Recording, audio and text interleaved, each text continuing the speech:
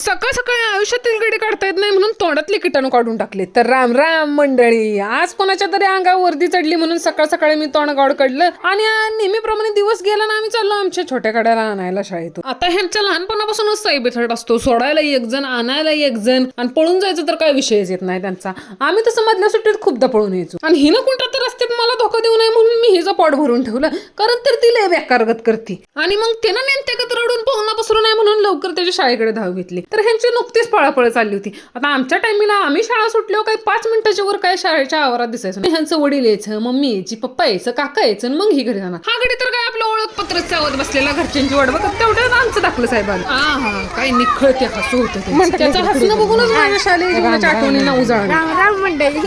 आता साहेबांना विचार पडला होता की आमच्या घरातली कुठं गणले ती. आता त्याला घेतलं आणि आम्ही तर धरला बाबा घरचा रस्ता. मग घरी आल्यावर म्हशीच्या तोंडागत गाजर खाल्लं. त्यात पण क्रिएटिव्हिटी नसती, एवढी ह्यांच्यात क्रिएटिव्हिटी.